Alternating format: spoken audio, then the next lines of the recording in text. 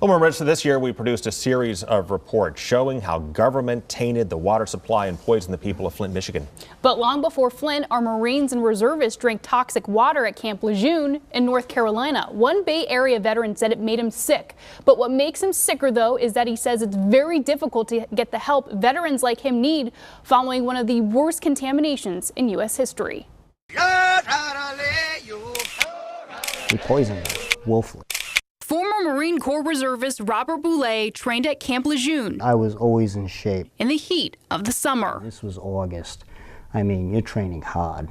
I mean, you're training all day. You get up and you train until you go to bed. I mean, I drank well over a gallon of water every day. That was 1985 when Boulay was just 21 years old.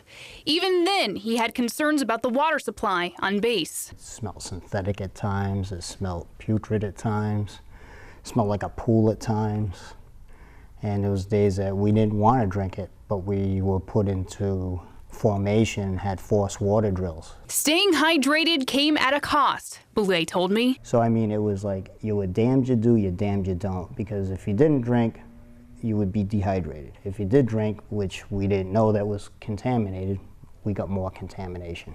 3 years before Boulay arrived at Camp Lejeune, the Marine Corps discovered elevated levels of chemicals in 2 of the 8 water supply systems on base. That list of chemicals found in the water later included benzene, which is known to cause cancer. They knew about this. This could have been changed. But it wasn't. Instead, says Boulay, it was covered up, and in the years after leaving Camp Lejeune, his health took a turn for the worst. In 2004, he was diagnosed with a brain tumor and had 90% of it removed. He says he suffers from neurological diseases, severe migraines, impaired kidney and liver functions. All of it he blames on the water. No one in my family has any of these health issues. I was a Golden Gloves boxer when I was younger. I was always a fitness buff, and maybe that's the reason why I'm in the shape I'm in.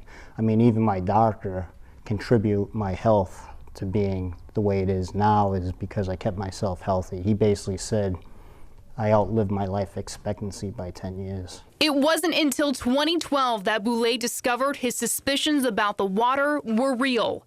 At a Social Security disability hearing, a judge asked him if he had heard of the Caring for Camp Lejeune Family Cares Act. I says, no, I haven't.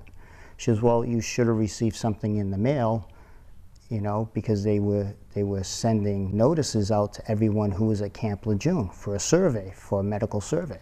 The original bill protects active duty Marines, but not a reservist like Boulay. I was so upset when I heard this, that I was so betrayed by my government.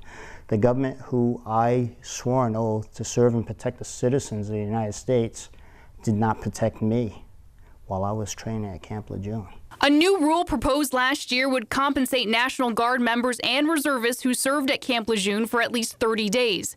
It will also grant service connection to those affected, and up to 1 million Marines and their families could have been affected by their exposure as well. I'll have to take pain medication to get myself up, to get myself going, just to get to the gym. But it is better to do that than just to sit home. The new proposed rule has yet to go into effect, but Boulay hopes it will soon, to give others like him a fighting chance. Basically, like my doctor said, you're gonna lose the battle. Will it turn cancerous? It can, most likely it will. Hopefully it doesn't, so that's the only thing that I can look forward to, that it doesn't turn cancerous.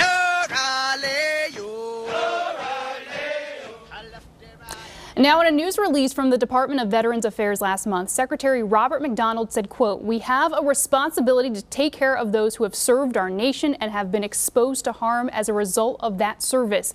Establishing a presumption for service at Camp Lejeune will make it easier for those veterans to receive the care and benefits they deserve."